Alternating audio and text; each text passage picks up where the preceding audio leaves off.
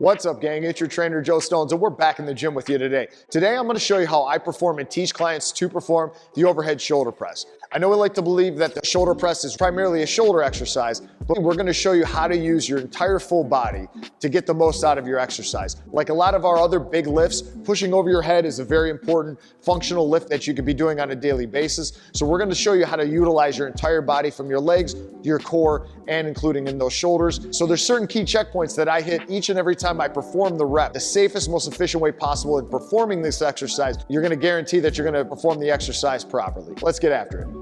All right, our first checkpoint that we're gonna have is our hands. Where do we have our hand grip? You wanna have your hands about shoulder width. The best way to find this is to take your arms and to bend at the elbow so your elbows are tucked and your forearms are vertical, and approach the bar from there. Usually with the majority of us, we're gonna have our hands just to the outside of that first neural grip. So we're gonna grab from there. We wanna make sure that our elbows are tucked and our forearms are vertical. Once we have a good grip on the bar, we're gonna get underneath it and bring the weight off of the rack, whether you're stepping forward or backward. All right, once I've stepped off of the rack and I'm loaded the barbell here at my collar, the next thing I'm gonna check is my feet. I want my feet a bit more narrow underneath my hips. From there, we're gonna make our legs real strong like tree trunks. So I'm gonna push my knees back and flex my quads. I'm gonna tuck my tailbone and squeeze my glutes.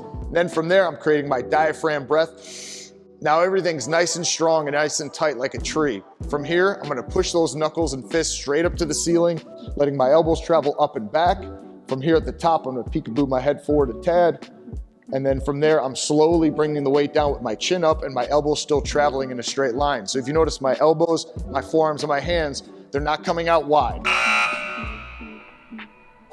That's the biggest mistake I see us clients make, is elbows out wide as they're pressing. Keep your elbows tucked, have your knuckles and your hands travel in a straight line over the top of your head, and come back the same way that you found it. And the same rules are gonna apply if we're using dumbbells or kettlebells and we're training unilaterally. The same rules will apply. We're gonna make sure that we're performing the exercise with the elbow tucked and forearms vertical, good posture through our core. We're keeping those legs and glutes nice and strong, diaphragm breath, and pushing straight over the top of our shoulder and then coming down the same way we found it with our elbow tucked. The biggest mistake that I see as a trainer is clients pressing with their elbows out wide and thinking that this is how to do a shoulder press. This is not how we do an overhead shoulder press. This is the reason why there are so many clients that are getting injured with rotator cuff injuries and shoulder tears and labrum tears.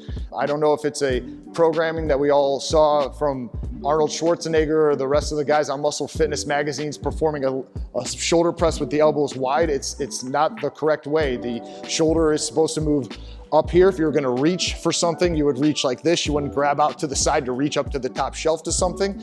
We wanna think of this as letting the body operate the way it's supposed to. So keep your elbow in, keep your elbow tucked as you're performing the exercise.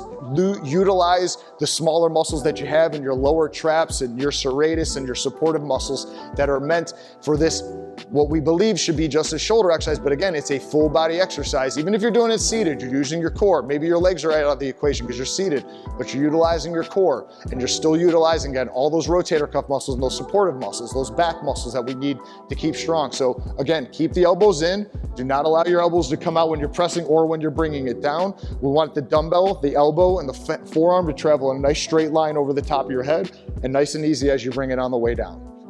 That's how you're gonna be able to perform your overhead shoulder press in the safest, most efficient way possible. You're not gonna have any risk of injury. You're gonna utilize your entire body that takes this shoulder exercise, turns it into a functional full body exercise.